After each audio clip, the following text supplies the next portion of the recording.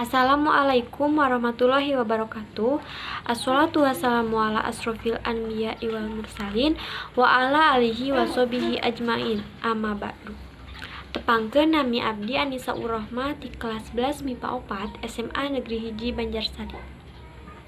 Ibu guru pangajar basa Sunda anu dipika hormat ku sim kuring sareng rerencangan sadaya anu dipika cinta ku sim kuring.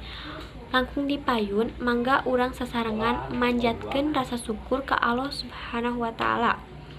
Kumargi nikmat sareng hidayahna urang sadaya tiasa kempel dina kesempatan ieu. Teu hilap sholawat sinareng salam mugia salamina dilungsurkeun ka junjungan urang sadaya Nabi Muhammad sallallahu alaihi wasallam, ka para kulawargina, ka para sahabatna, sareng ka urang sadaya salaku umatna dugi ka akhir zaman. Amin amin ya Allah ya rabbal alamin. Dina kesempatan ieu sim kuring bade ngadugikeun biantara singget ngeunaan wajib belajar pendidikan dasar. Sapertos anu ku urang sadayana kauninga pamarentah Indonesia parantos ngagratiskeun biaya pendidikan dasar 8 tahun.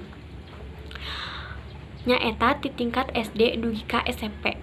Hal ieu teh dikasangtukangan ku kaayaan ekonomi masyarakat Indonesia. Aya masyarakat anu mampu, aya oge masyarakat anu kirang mampu. Masyarakat anu mampu mah tangtos bakal tiasa sakola kumargi kagungan biaya. Namung seueur pisan masyarakat Indonesia anu kirang mampu, anu teu tiasa sakola kumargi teu aya biayana.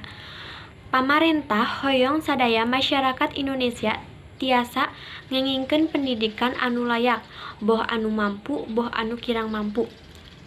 Anu janten tujuan wirehna pamarentah ngawajibkeun kasadayana warga negara teh supados sadaya warga negara palinter.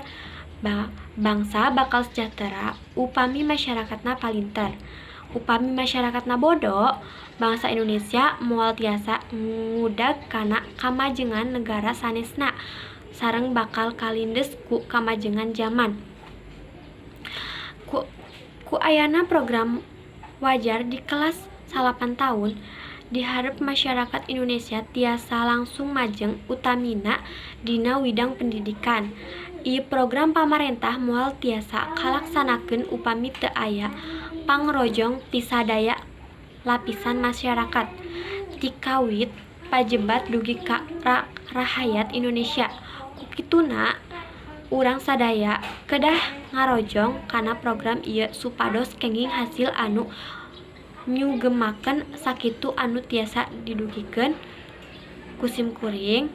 Hapunten bilih aya kalepatan sareng cariosan anu kirang marenah dina manah. Hatur nuhun kasadayana parhatosana. Wassalamualaikum warahmatullahi wabarakatuh.